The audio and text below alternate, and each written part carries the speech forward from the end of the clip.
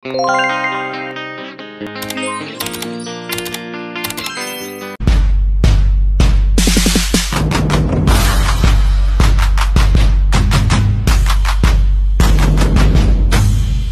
for today's video nga mga kaisla, ako ang pina-voice over ni ate kasi paus daw siya. Magluluto nga kami ng suman na kung tawagin sa amin na iraid, pang merienda at pang kape na rin kinabukasan.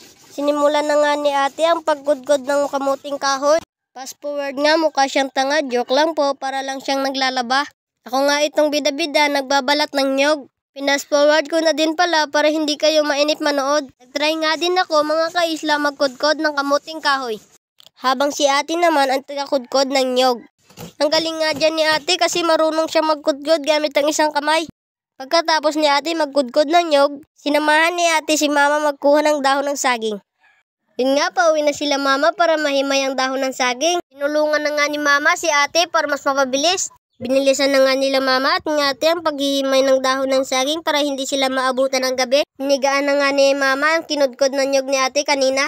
Sinala at hinalo na nga ni mama sa kinudkod na kamuting kahoy. Minekos-mekos na nga ni mama para mahalo ang gata sa kamuting kahoy.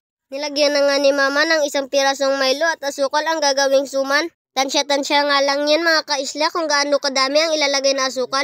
Minekos-mekos na nga ulit ni mama para mahalo ang mga sangkap. Pinakuluan na nga ni ate ang dahon ng saging na gagamitin sa pangbalot ng suman. Lagyan na nga ni ate ng kahoy para malakas ang apoy. Habang pinapakuluan nga dyan ni ate, nagkukwentuhan sila ni mama. Todo paypay nga dyan si ate kasi napapatay ang apoy. Pagkalambot nga ng saging ay nilagay na ni ate sa isang lagayan. Pagkatapos nga ni ate ay binalot na ni mama. Yan nga pala si mama, ang ganda niya diba? Patingin-tingin nga din dyan sa kamera si mama habang nagbabalot siya.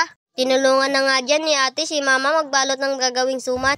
Sinalang na rin pala nila mama ang suman. At naantay na lang naming maluto. Mabas nga rin ako na apply habang hinaantay naming maluto. Ang gandang pagmasdan ang paglubog ng araw. Diba mga kaisla?